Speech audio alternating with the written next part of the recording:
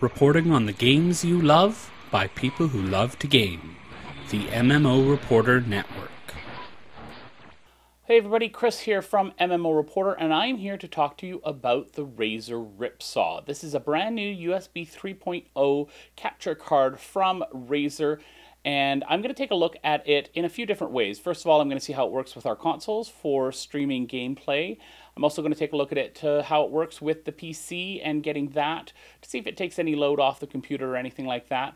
I've tried the Elgato HD60 capture card before and had some issues with that, so I'm really excited to take a look at the Ripsaw to see whether or not it does better and whether or not it's a great addition to our streaming setup here at MMO Reporter. So let's jump right into things and take a look at the setup. So this is the unit itself. It's pretty sleek here, quite small, and it's got one indicator light on the front here. And then it has a mic and an aux in at the front here in case you want to bring in some analog sources as well. On the back, you will see your USB 3.0 and your component in, as well as an HDMI in and out for you to put your input here and to pass through to your TV or your monitor here. Very small. It's got some rubber on the bottom here to help grip on your desk surface. You can see I'm giving it a little bit of a shove here, and it's not going anywhere. And it does come with all those cables in the box as well. So the unit itself is fairly small and fits really well on almost any desk. Works really well for me. So let's take a look how I'm going to set it up. Okay, so I had it all set up for testing, and what I do is I use this little HDMI multi-box here, and I have multiple inputs, and I can switch between the inputs to send whatever input I want into the Ripsaw. So I can have my PS4 and my Xbox One all connected, and my PC, and then I can just switch using that HDMI switch to whichever one I want to go to the Ripsaw. So it's super simple to get this set up. We just take our USB 3.0 cable, which I've got already connected to the computer, and then we take your HDMI cables from the splitter for me, but it could be from whatever source for you, and you just plug it in, and then you're passed through to your monitor, and everything is good to go, and you're set.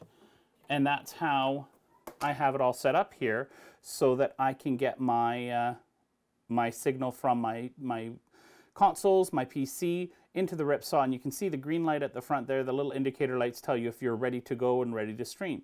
So that is how simple the setup is. It really doesn't get much easier than that. Let's look at the software now.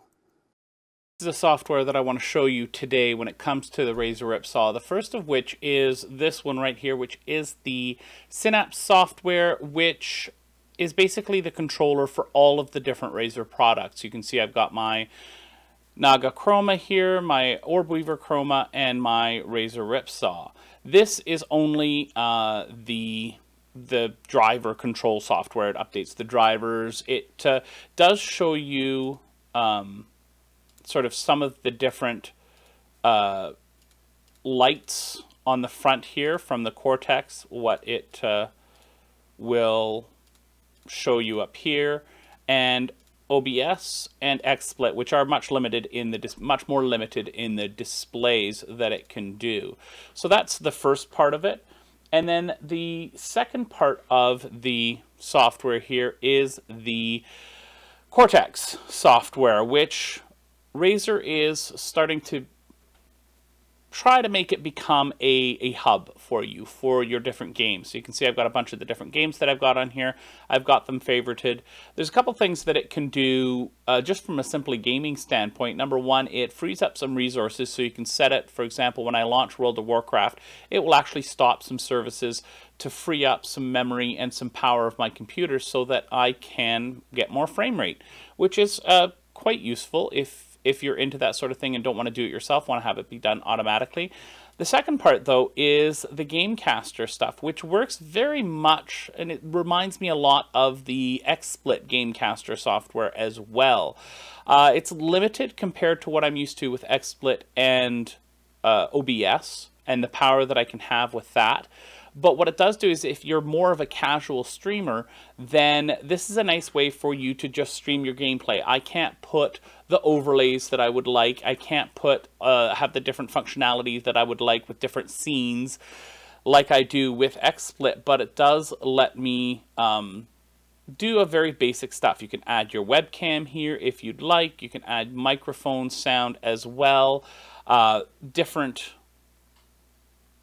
keystrokes that you can use to take screenshots, start recordings, etc. in-game, which is really, really great. And then show a logo. So it is, like I said, much more limited, but it does allow you to log into all the different services here that you like to use. It doesn't have everything, but it's pretty good. And then this will show you all the different recordings that you've done, and then you can set all of your screenshots. So let's take a look at what that looks like in-game. All right, so let's take a look at what this looks like while I am in-game. You've got the little Cortex thing that you're supposed to be able to click on here. It's not, maybe it's not quite working because I'm in windowed mode rather than in full screen. Let's try the hotkey.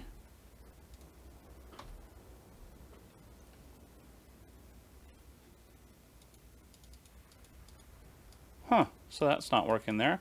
So that's not working while I'm in windowed mode. Now I'm running in windowed mode because I have an ultra-wide monitor and I wanted to record this video in 1920 by 1080. But maybe we'll have to switch it here. Let's try a little bit different of an aspect ratio, and you'll be able to see what this looks like. So let's give that a shot here. And change to full screen. That.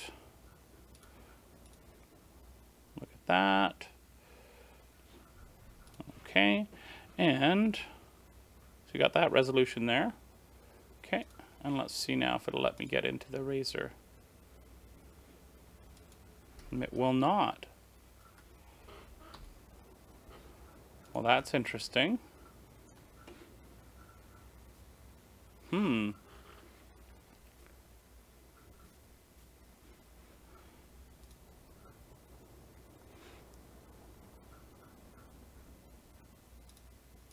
Let's switch over here. See if we can figure that out.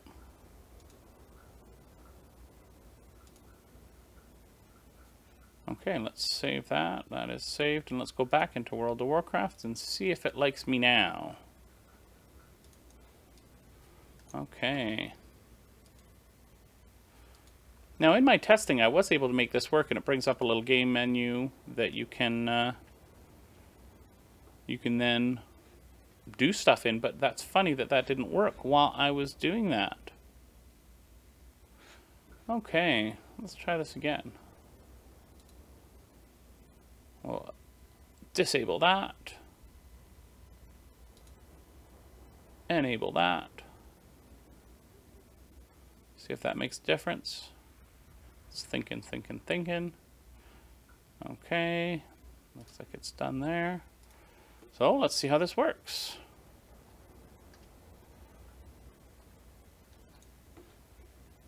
So you can't see it here because it's off my screen, but yeah, it's still not working. Isn't that interesting? All right, well, that's not working as intended. Let's see if we can figure out why that happened. So you can see I got things going here and managed to get the webcam on the screen, and that button doesn't necessarily isn't clickable, but it does show you some stats while you're going, but I couldn't quite get things to work perfectly. It's interesting to see here. As you can see, there's no overlay. I couldn't get that going, but I did manage to get this recorded all through the Cortex software. So if you are looking for something a little bit simpler than maybe what we're looking to do here at MMO Reporter, this could be a really great way for you to stream. I do like the Cortex software better than the Elgato stuff, which I'll show you in another video. So overall, I'm pretty impressed with the Razer Ripsaw. I think that it's a really great piece of hardware that really adds to what we can do here at MMO Reporter. And I think it's really worthwhile for all of you at home who might like to stream or might be thinking of streaming. It is quite pricey, but it is really, in effect, the best capture card that I've ever tried. And it really makes my streaming a better experience here in the MMO Reporter studio. The size of it is fantastic. It fits really well with everything that I'm trying to do here, and it doesn't take up a lot of space. The design of it makes it really easy for cable management. I found some of the other cards that have the in on one side of the box and the out on the other make it a little bit more challenging to get great cable management around my desk. And overall, the latency of it is negligible. It really is super useful when I'm trying to play. I actually, for a while, when I was doing some testing, played on my XSplit screen just through the Razer Ripsaw. Didn't even use the pass-through for a little bit, and it worked really, really well. So this is a piece of hardware that I can really recommend without reservation if the price isn't something that gives you too much of a heart attack. It's really worthwhile. It's a great piece of hardware, and I'm going to keep using it here in the MMO Reporter studio. Did you like this video? Check out below. Give it a thumbs up. If you didn't like this video, you know what to do. Check out all the different ways that you can follow the MMO Reporter Network in the comments. And thanks for watching, everybody. Hope to see you in game.